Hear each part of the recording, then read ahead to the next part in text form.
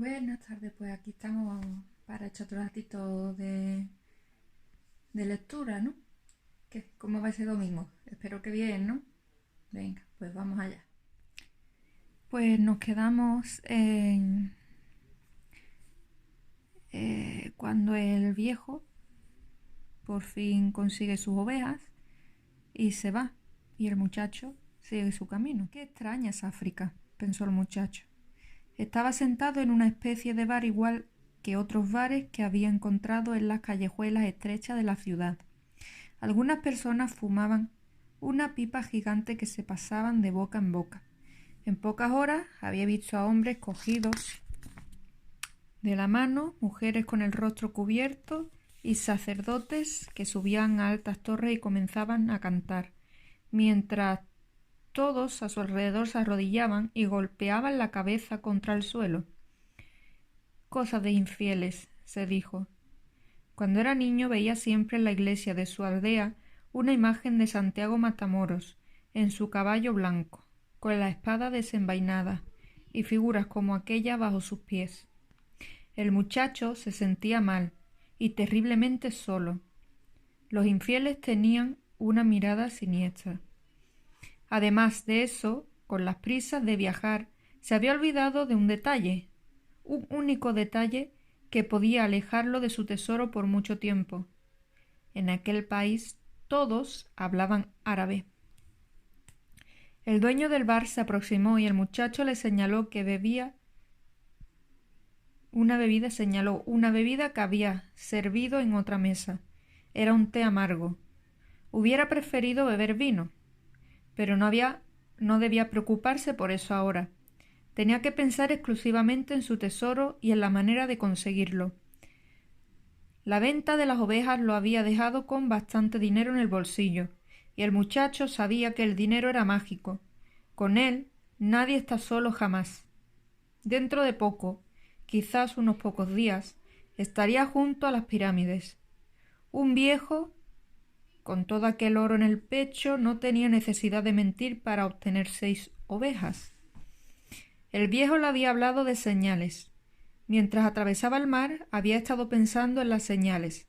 Sí, sabía a qué se refería.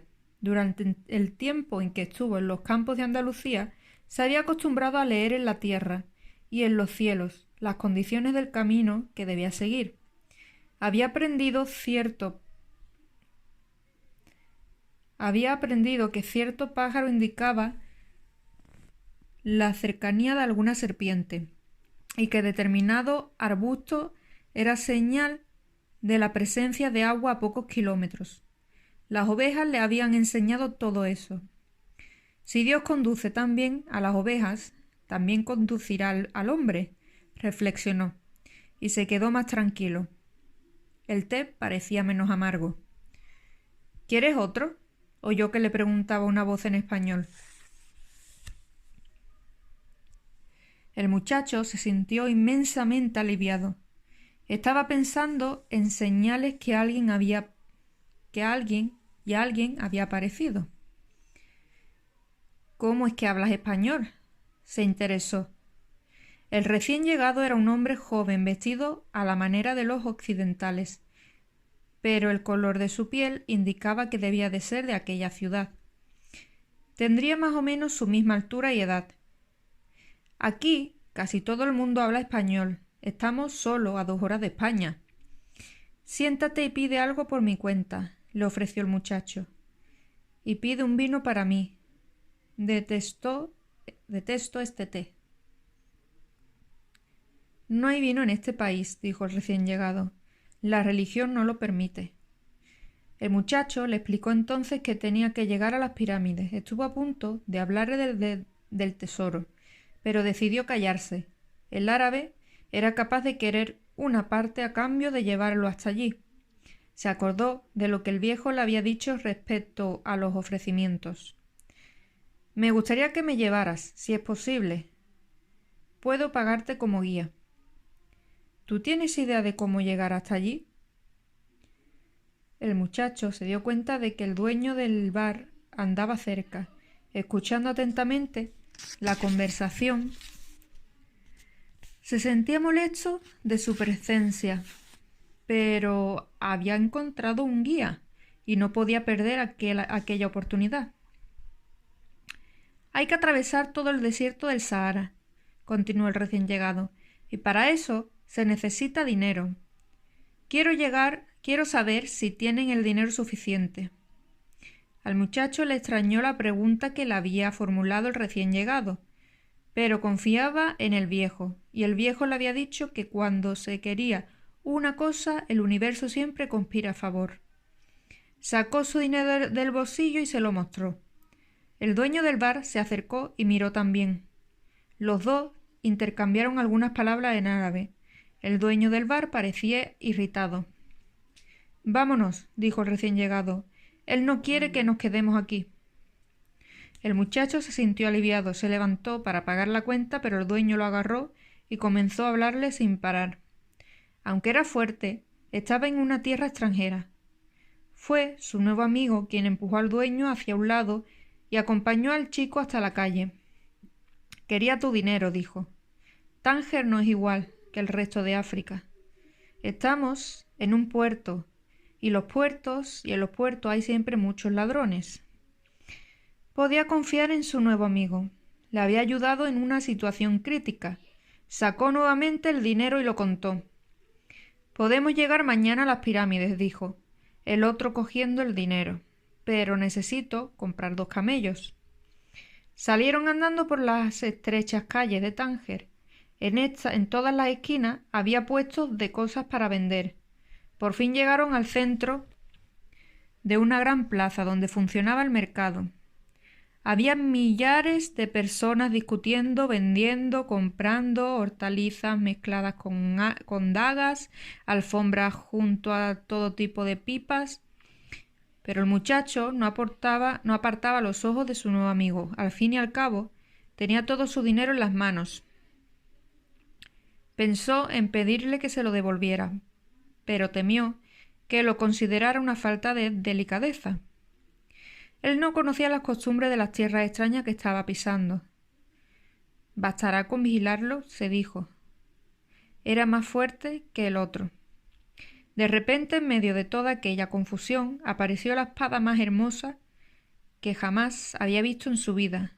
La vaina era plateada y la empuñadura negra, con piedras incrustadas. Se prometió a sí mismo que cuando regresara de Egipto la compraría. «Pregúntale al dueño cuánto cuesta», pidió al amigo, pero se dio cuenta de que se había quedado 2 segundos distraído mirándola.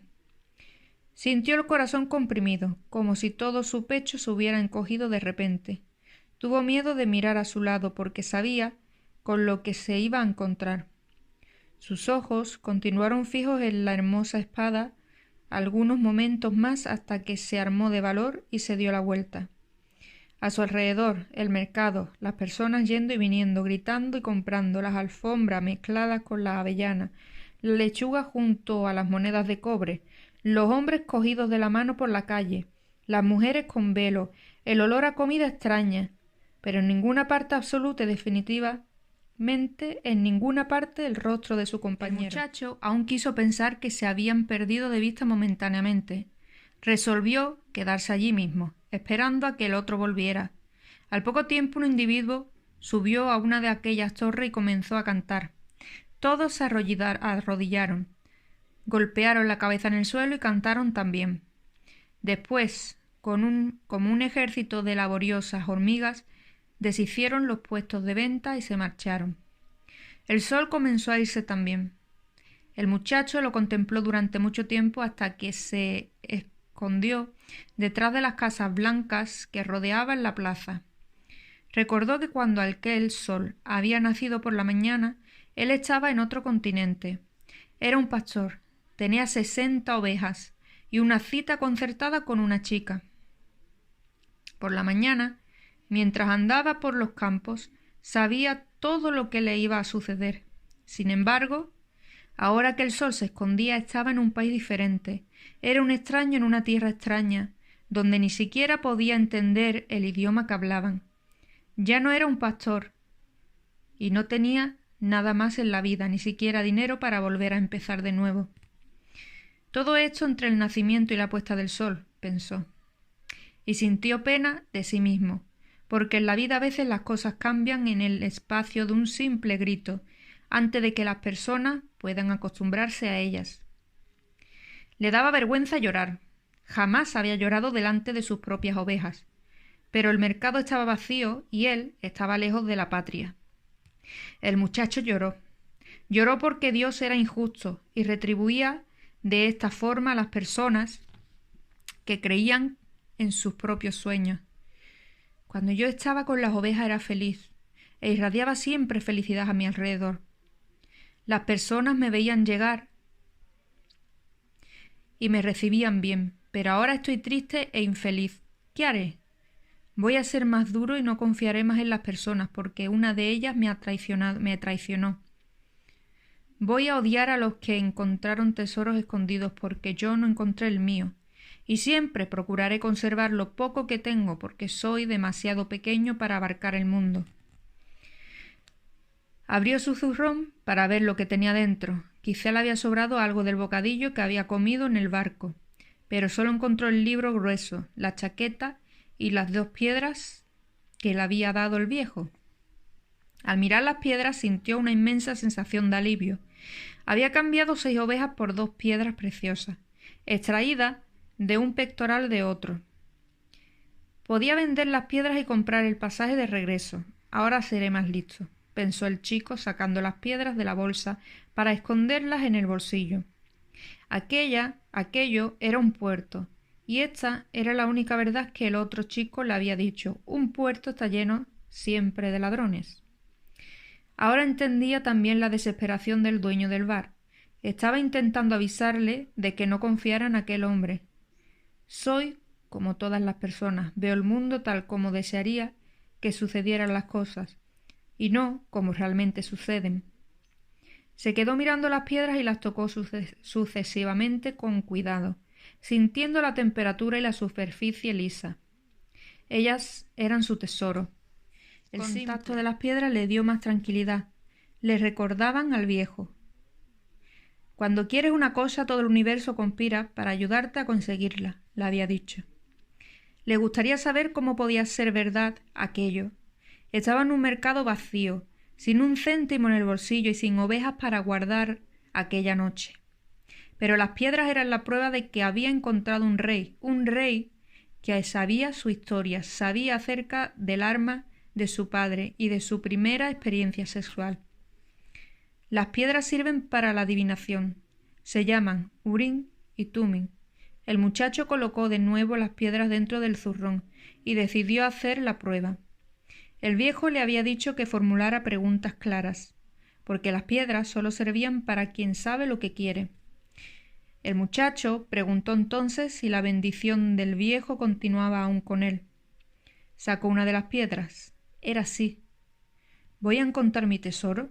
Metió la mano en el saco para coger una piedra, cuando ambas se escurrieron por un agujero en la tela.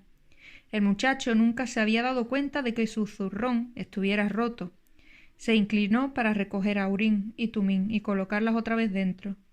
Al verlas en el suelo, sin embargo, otra frase surgió en su cabeza. Aprenda a respetar y a seguir las señales, le había dicho el viejo rey. Una señal. El chico se rió para sus adentros. Después recogió las 2 piedras del suelo y las volvió a colocar en el zurrón. No pensaba coser el agujero. Las piedras podrían escaparse por allí siempre que quisieran. Había entendido que no se debe preguntar ciertas cosas para no huir del propio destino. Prometí tomar mis propias decisiones, se dijo él. Pero las piedras le habían dicho que el viejo seguía con él, y eso le dio más confianza. Miró de nuevo el mercado vacío y ya no sintió la desesperación de antes. No era un mundo extraño, era un mundo nuevo. Y al fin y al cabo, todo lo que él quería era exactamente eso, conocer nuevos mundos, incluso aunque jamás llegase hasta las pirámides. Él ya había ido mucho más lejos que cualquier pastor que conociese. Ah, si eso supieran que apenas a 2 horas del barco de barco existen tantas cosas diferentes. El mundo nuevo aparecía frente a él bajo la forma de un mercado vacío, pero él ya había visto aquel mercado lleno de vida y nunca más lo olvidaría.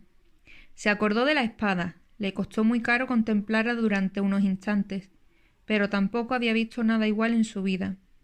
Sintió de repente que él podía contemplar el mundo como una pobre víctima de un ladrón o como un aventurero en busca de un tesoro.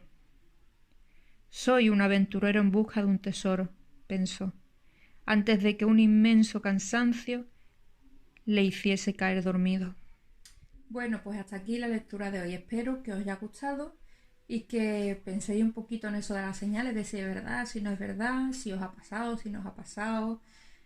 Yo, según mi punto de vista, creo en las señales. Y muchas veces no le hacemos el caso que debemos. Hasta luego.